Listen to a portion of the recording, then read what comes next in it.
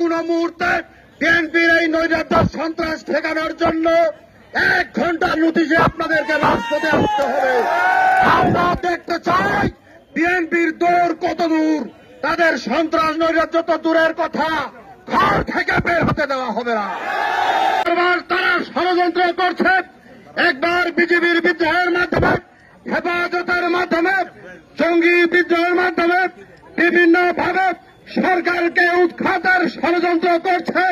কোনটাতে সফল হতে না পারে তারা বিদেশিদের সাথে হাত মিলিয়ে আবার সরকার এবং দেশের জনগণের বিরুদ্ধে অবস্থান নিয়েছে।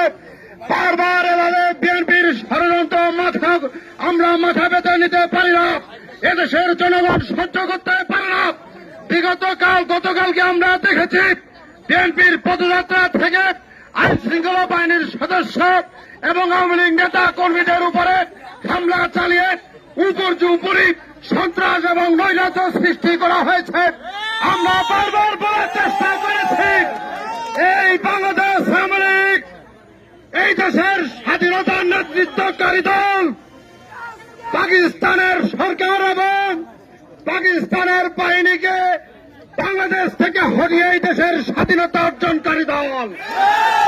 বিএনপি খালেদা জিয়া, তারেক জিয়া আপনাদেরকে আওয়ামী লীগ হিসাব করে না।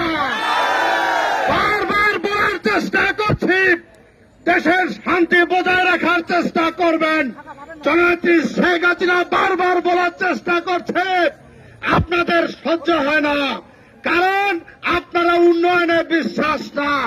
জননেত্রী শেখ হাসিনা যখন একটার পর একটা উন্নয়ন করে যাচ্ছেন, বিশ্বের অনেক নেতা যখন জননেত্রী শেখ হাসিনাকে মডেল প্রধানমন্ত্রী হিসাবে স্বীকৃতি দিয়েছেন, শান্তিতে নোবেল পুরস্কারে ভূষিত করার জন্য জননেত্রী শেখ হাসিনার ব্যাপারে সুপারিশ করছেন, তখন বেগম খালেদা জিয়া আপনার সহ্য হয় না, তারেক জিয়া আপনার সহ্য হয় না।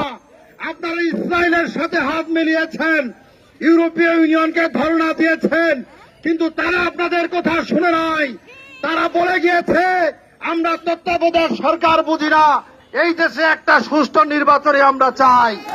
বিএনপি, বেগম খালেদা জিয়া, তারেক জিয়া আপনাদের কথা যখন পশ্চিমারা শুনে নাই, আপনারা সন্ত্রাস নৈরাজ্যের পথ বেছে নিয়েছেন।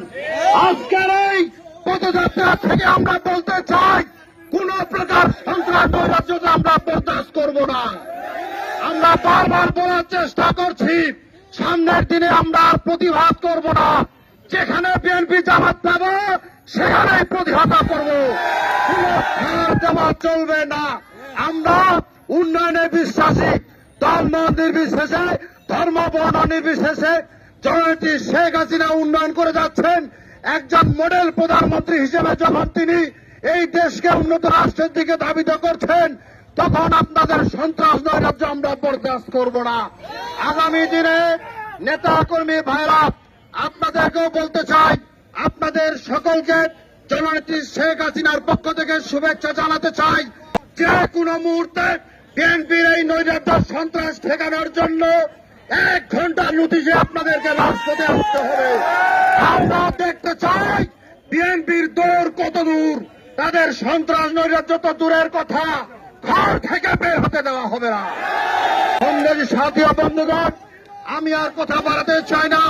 পরিশেষে আপনারা যারা উপস্থিত হয়েছেন, আপনাদেরকে জেলা আওয়ামী লীগের পক্ষ থেকে আন্তরিকভাবে ধন্যবাদ এবং কৃতজ্ঞতা জানাই।